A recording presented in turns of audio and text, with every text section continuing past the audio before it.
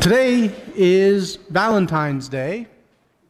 Guys, that's why your wife looked at you cross-eyed this morning. Because there wasn't a breakfast in bed. You didn't greet her with chocolate when she got out of bed. There weren't roses on the breakfast table this morning. It's Valentine's Day. Fortunately, though, there is still time.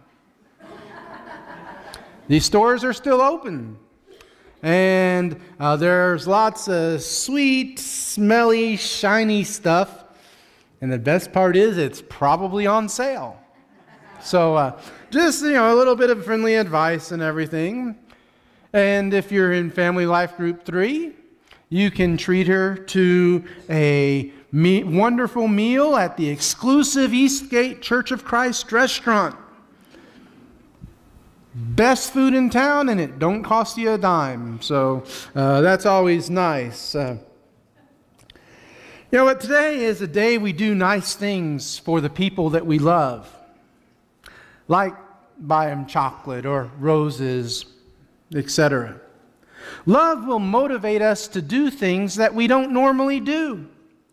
For example, love was the motivating factor behind the greatest gift that was ever given.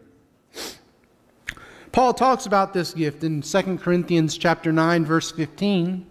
He says, "Thanks be to God for his indescribable gift." What gift is Paul talking about, though? That's an interesting question. Well, what's he talking about with the indescribable gift that God gave? Well, if you back up to the last part of verse 14, he tells us what sort of gift it was. He says, "The surpassing grace God has given you." You see, 2,000 or so years ago, God sent the greatest Valentine ever to be sent. Jesus Christ is God's gift of love to you. See, bottom line is that love was what brought Jesus to earth. If you look at Philippians chapter 2, Philippians 2 verses 6 and 7 says, Paul tells the Philippians, beginning in verse 5 actually, your attitude should be the same as that of Christ Jesus, who, being in very nature God, did not consider equality with God something to be held on to, but instead emptied himself, taking the very nature of a servant, being made in human likeness. What this verse is telling us is a couple of things. First of all, Jesus left heaven. Now, I want you to try to wrap your mind around that concept. Jesus left heaven. Would you do that? Would you willingly leave perfection to take a 33 or so year journey into imperfection? Because that's what Jesus did when he left heaven. Sometimes we fail to appreciate that. But we need to understand that that could not have possibly been easy for him. He left heaven, but then after he left heaven, he came to earth. Jesus came to earth.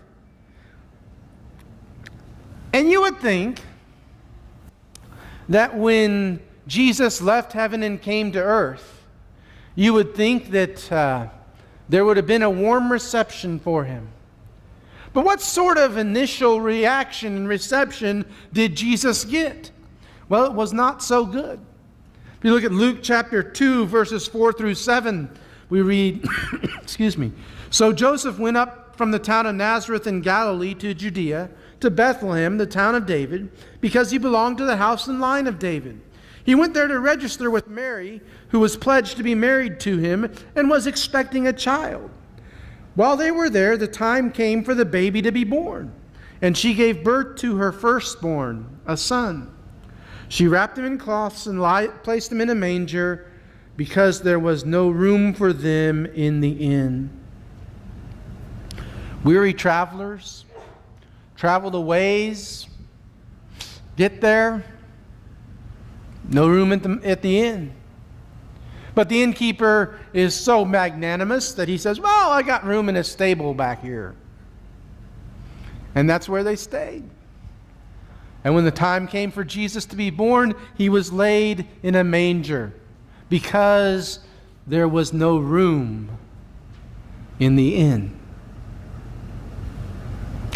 I heard a story one time about a businessman who was a frequent traveler all over the world, basically. And he was tired, and he was on one of his calls, and he excuse me. He was driving around, and he pulled into the parking lot of a big name hotel. He's on an expense account, so that's what he would do. And he went into the front desk, and he said, I'd like a room for the night. And they said, well, we're sold out. I'm sorry, there's nowhere for us to put you. And this businessman was very sharp, and he said, are you trying to tell me that if the President of the United States were to pull up out here, you would say there's no room, sorry, go somewhere else? And they said, well, no, we would find somewhere for the president to sleep and everything, and that wouldn't be a problem at all. And the businessman said, well, I happen to know he's not stopping by, so you can give me his room.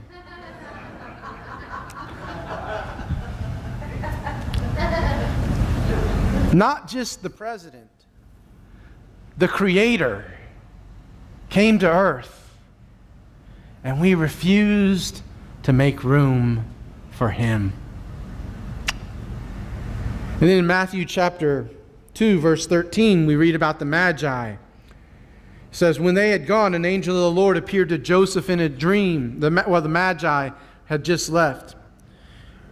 An angel of the Lord appeared to Joseph in a dream. Get up, he said, take the child and his mother and escape to Egypt. Stay there till I tell you, for Herod is going to search for the child to kill him.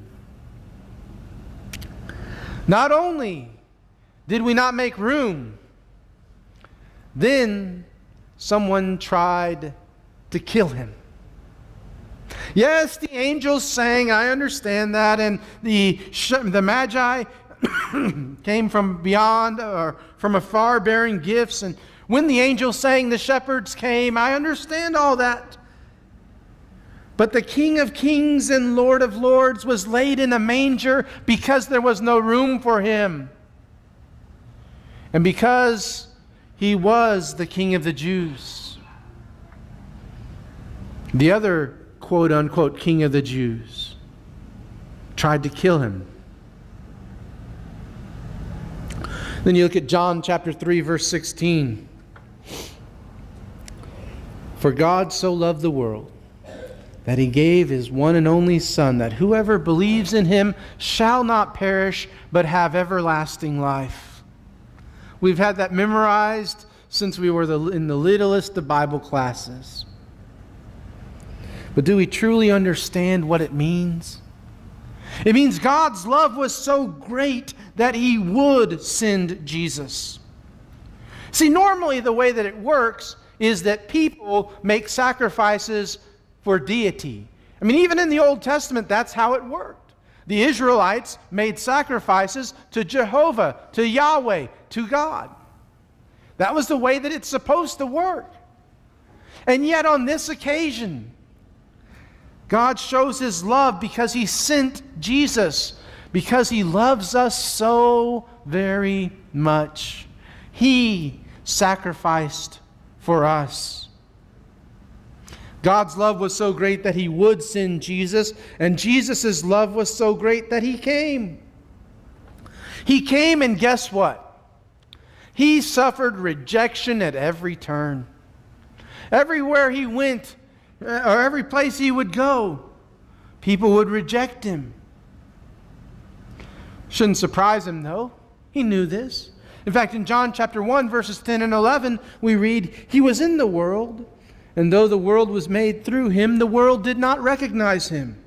He came to that which was his own, but his own did not receive him. So you see, the initial reception of Jesus was he was rejected.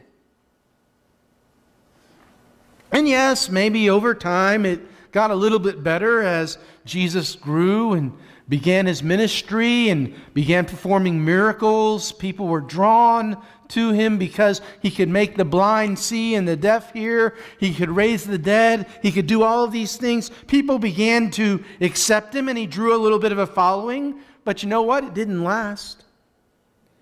Ultimately, man so rejected Jesus that they cried out for him to be crucified. Now, please understand, Jesus did not have to go to the cross, okay?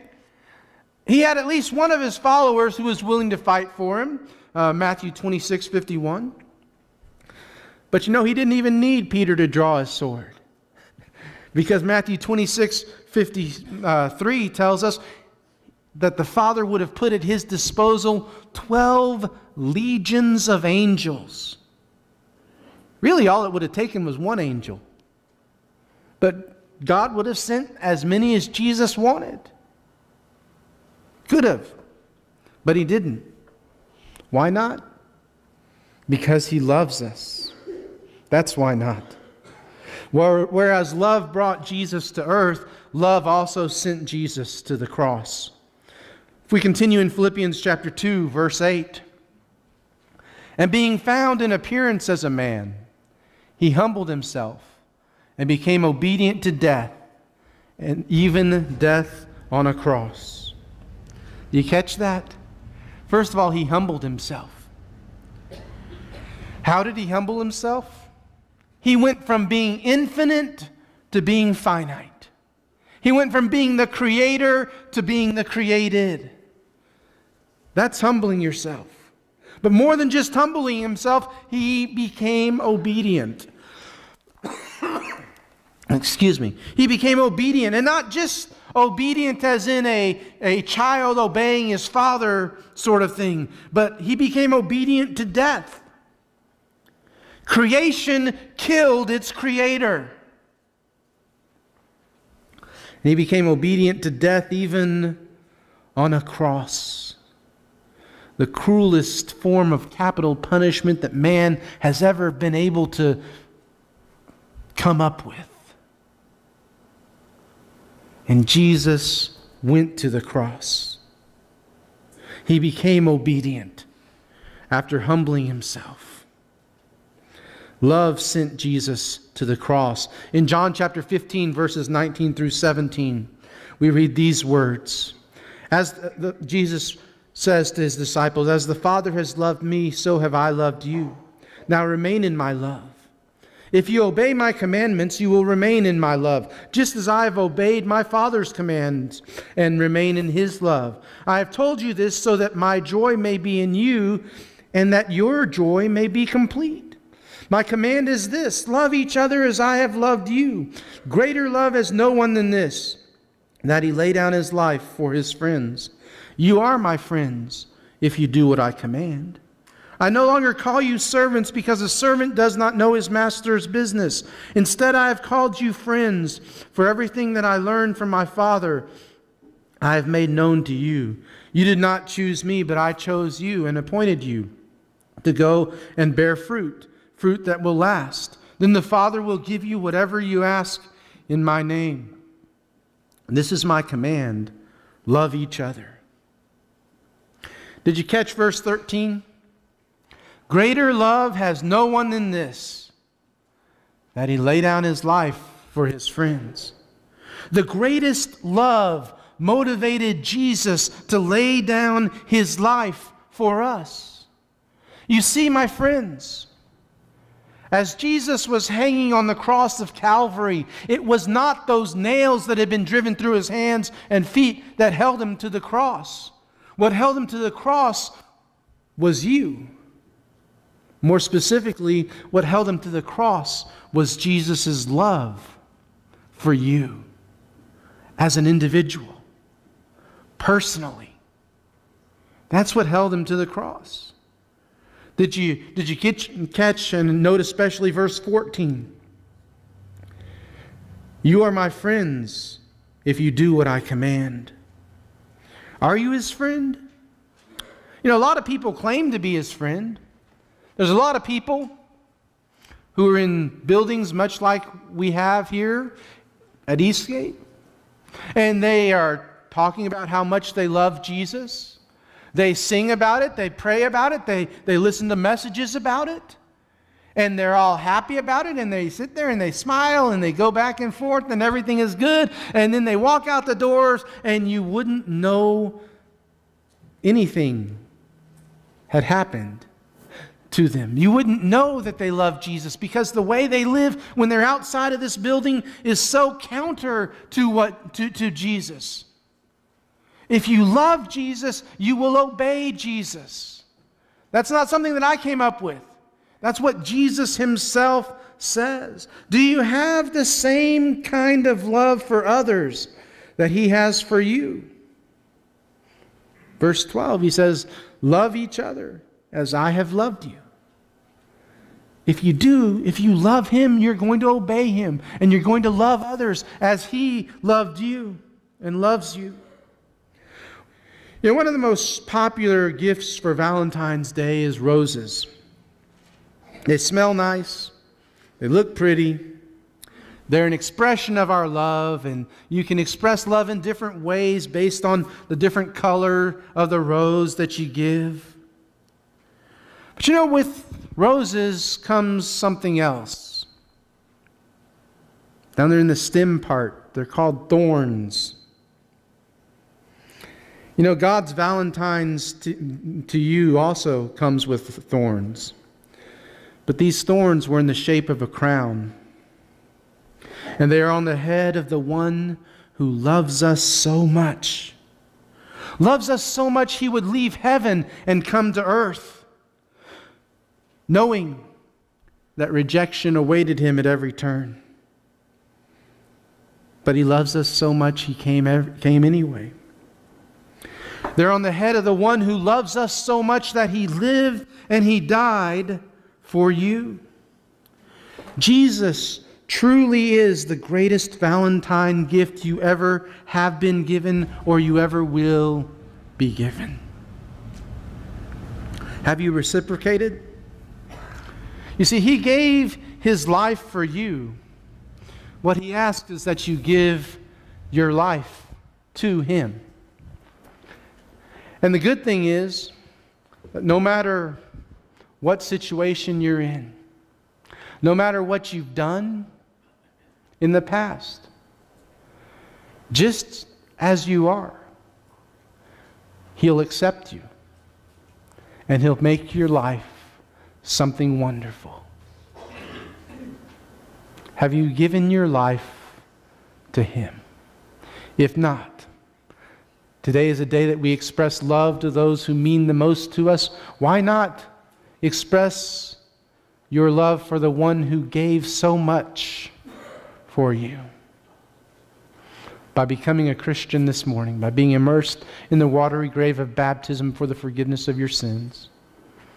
If that's your need, or you have another need that you'd like to for this body to pray for, or you something else, we want to encourage you to meet that need and have that need met. If we can help you to do that through a public response, once you come to the front now as we stand and sing together.